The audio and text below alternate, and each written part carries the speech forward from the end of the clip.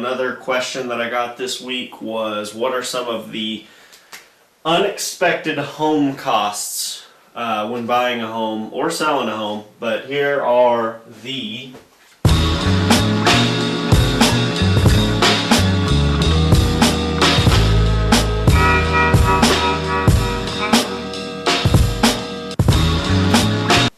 unexpected costs. So this is actually one of the things when I first started real estate. I always would kind of think like, I would do the math and figure out a mortgage payment, and I kind of thought the buck stopped there. But as it turns out, there's actually a lot of other fees and expenses on top of just your mortgage payment that actually get lumped into your mortgage payment that you don't necessarily know about unless you kind of do your homework, or until you purchase a home you find it out.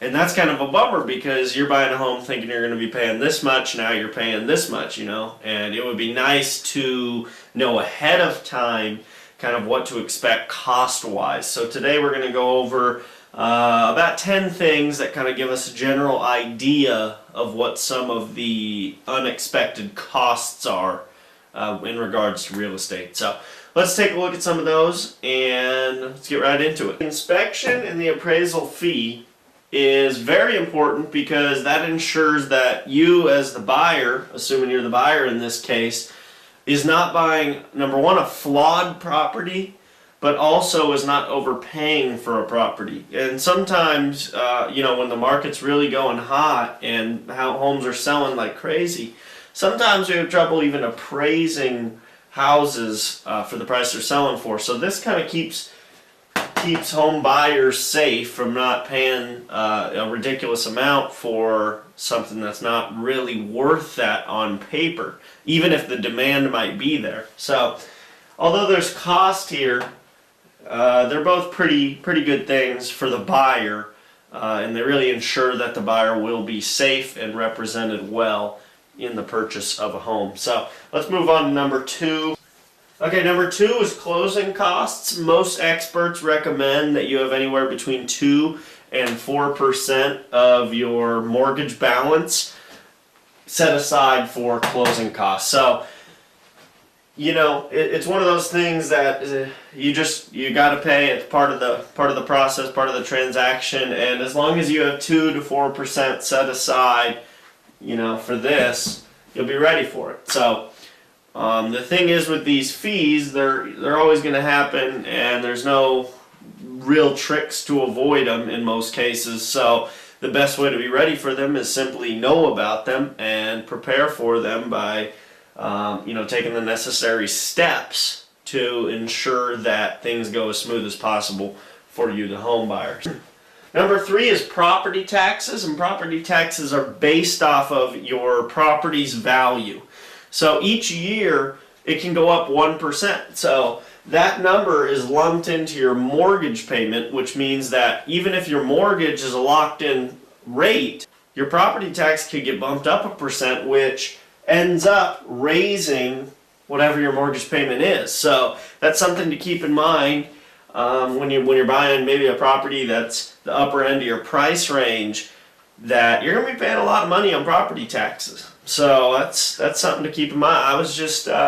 I just punched some numbers on this place the other day, and the property tax each month was like $850. So that's pretty significant, and it's a number that can balloon and get larger over time. So definitely don't overlook property taxes when you're seeing if you can afford a home. Okay, so number 4 is insurance, and insurance is something that your lender actually requires. So it's something that you're going to have to pay, and it's another thing, just like the last one in property taxes, can also increase over time. So this is another thing that you've got to, once you find the cost out when you're looking at a home, something to look at and consider that this, along with property taxes, both of them could go up. So you got to be prepared for that and budget that and make sure that that fits for the purchase you want to make. So that's a pretty big one. And it depends on some things like the materials your home's made out of, the age it's made out of, and a lot of times there can be an extra fee, especially out here in California, if you're in an earthquake zone or in a flood zone. So if you're in either one of those places, you got to be a little careful because this rate is more than likely going to be pushed up because of it. So keep that in mind, and let's move on.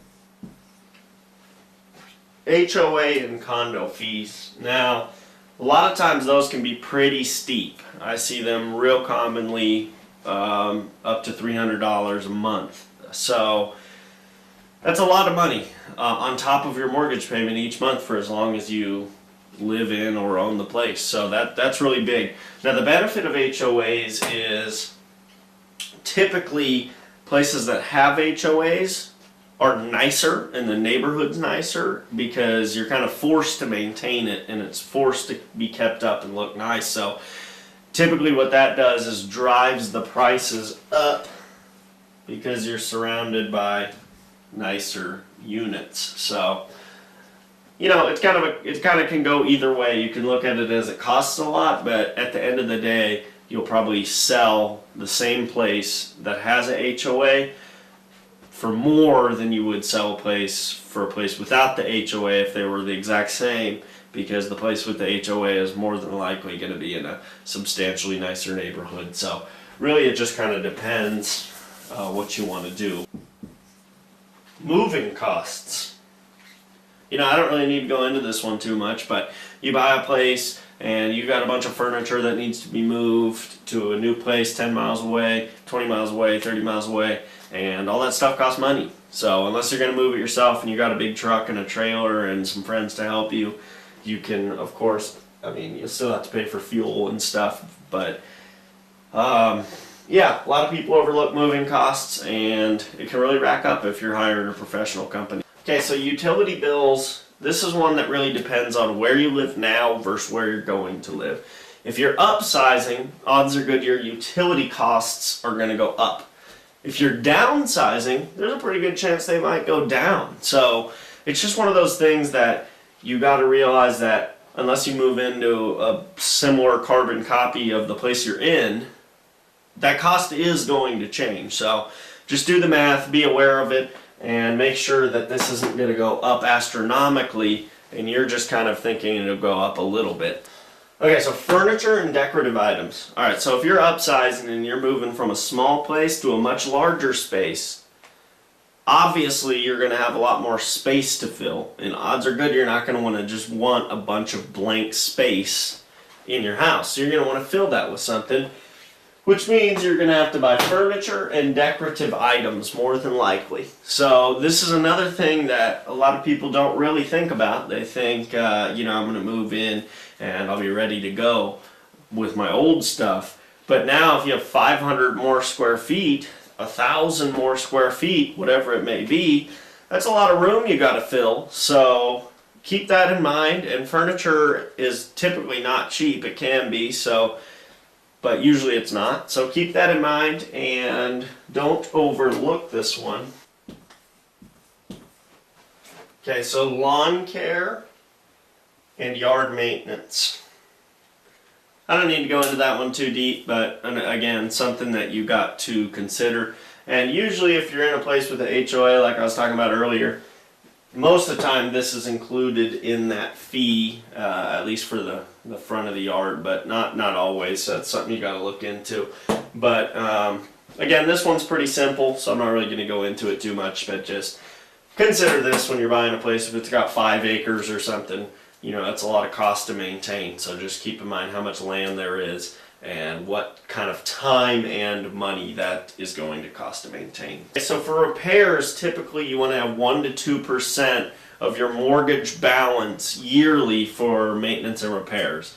And obviously if you're in a really old historic home or something along those lines, that number is going to need to be higher because the place is going to need more maintenance. But typically anywhere from 1 to 2% yearly, and that's a fairly good, safe way to budget to make sure that you will have the necessary funds for whatever repairs you're going to be facing, which hopefully isn't too many, but it's foolish to not be prepared for repairs.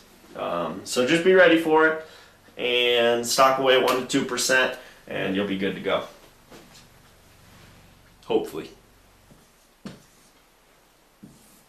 Okay, so the bottom line, yes, it's expensive to buy a home. There's a lot of costs. It's not as simple as things look, as just putting this much down. Now I'm paying this much a month for this long. It's not that simple. Unfortunately, there's more costs and fees than just those things. So, with that being said, though, it's still, buying a home is still a very, very solid investment, especially if you make a good decision, buy something within your means that could set up a good investment or be a good single-family dwelling, whatever it is that you're looking for.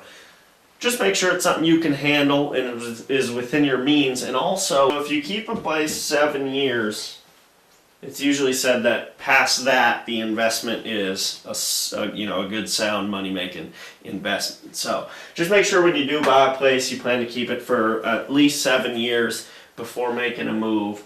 And you remember what I said in the last video, that in the next 7 years, prices are going to go up. I think it was about 12%. So that's pretty significant. So all you got to do is hold on to the place, and now you've gained 12% of equity in the place. So keep that in mind, and don't let these costs scare you too much. It's just some things that you want to be aware of when going into purchasing a home. So rather than be blindsided with all this stuff, I figured it would be best to just give you the information. And there's, of course, probably more fees in this, but these are some of the main ones that people forget, that are some of the larger ones as well. So I wanted to be sure to include them in this video.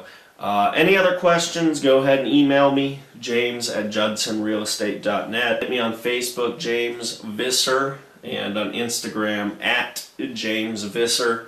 And go ahead and subscribe to my YouTube channel, leave some comments, throw a like on the video, and I'm going to keep bringing them each week, and we'll see what happens. So anyways, guys, thank you for tuning in to week 3, and I'll see you in the next one.